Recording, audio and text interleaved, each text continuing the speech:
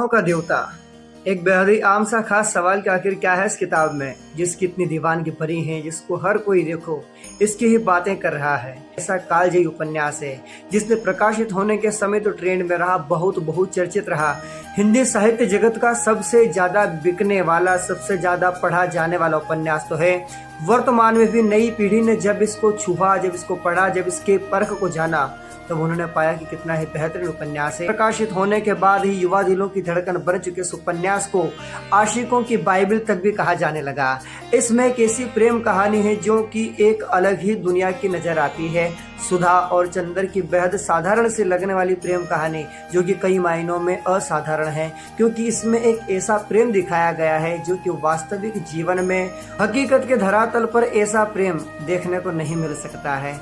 सुधा की सरलता, चंदर के मन की कुल बुलाहट, उसकी उलझन है या कहीं न कहीं उसका जो उलझा दिमाग है, जितना वो गुनाह करता है अनजाने में, जानबूझकर अपने प्रश्नों को लेकर के या किसी भी माध्यम से, और जो सुधा का सरल, नटखट और बेहद ही चंचल लेकिन बेहद शांत और गंभीर प्रेम की जिसके अंदर परिभाषा दी है, यह उपन्यास अपने आप में बहुत ही खास है। तो जिन्होंने नहीं पढ़ा है, जिनके मन में सवाल उठता है कि आखिर यह उपन्यास पढ़ने लायक है या नहीं, तो मैं आपको यही रिकमेंड करूंगा कि प्लीज एक बार इस उपन्यास को पढ़ लीजिए, क्योंकि इस उपन्यास को पढ़ने के बाद आपके दिल में बस एक ही सवाल रहेगा कि आपने इस उपन्यास को खत्म किया है, इस उपन्यास ने आपको खत्म किया है। इस उपन्यास के बारे में ज्यादातर जो रिव्यू मिले हैं वो कहीं न कहीं मेरा भी निजी अनुभव है कि साल 2021 में जब मैंने पहली बार इसको लिया, नई उम्र के चढ़ाव के दौरान जब मैंने पहली बार इस उपन्यास को पढ़ा, तो मैं बता नहीं सकता हूँ कि इस उपन्यास से उभरने में लगभग 5 साल होने तो आए, लेकिन अभी तक भी मैं इसके जादू से, इसके रंग से, इसका जो एक रस है उससे उभरना में आपको समय लग सकता है। इसमें कैसे प्रेम की व्याख्या है, कैसे प्रेम का चित्रण है, जिसको हर एक व्यक्ति, चाहे वो पुरुष हो चाहे वो स्त्री हो, उसको जीना चाहता है। और कहीं ना कहीं हर एक व्यक्ति अपने आप को चंदर से रिलेट कर सकता है, प्रेम में की गई गलतियों के चलते, या जीवन में कोई ऐसा शख्स आया हो जिसने खूब प्रेम दिया हो, प्रेम की छोटी सी आस रखी हो, लेकिन किसी के मन में अगर ग्लानि है कि वो उस प्रेम की पूर्णता को नहीं पा सका, या उस प्रेम को इतना प्रेम नहीं दे सका जितना कि वे डिजर्व करते थे या डिजर्व करती थी,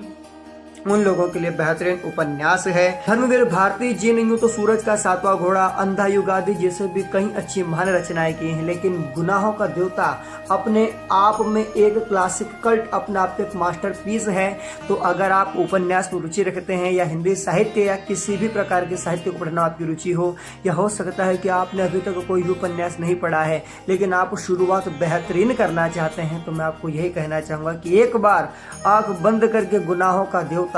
जो कि बहुचर्चित उपन्यास हो चला है, इसको एक बार पढ़ लीजिए, क्योंकि मेरा एक मानना है, मैं दावे से कह सकता हूँ, पढ़ने के बाद आप पछताएंगे नहीं, लेकिन इसलिए पछताएंगे कि मैंने ये पढ़ क्यों लिया। क्योंकि जैसे आज में आप हैं, मैं आपको लिख के दे सकता हूँ कि इस उपन्यास को खत्म करने के बाद आपके दिमाग से इसका रंग नहीं उतरेगा, और आपके जीवन की पूरी ही मनोदशा, प्रेम को लेकर के आपका दर्शन, आपकी जो सोच है वो पूरी तरह से बदल जाएगी। कुछ लोगों का कहना होता है कि नई उम्र के लिए है, एक उम्र की परिपक्वता आने के बाद में यह केवल एक लुग्धी साहित्य मात्र लगता है,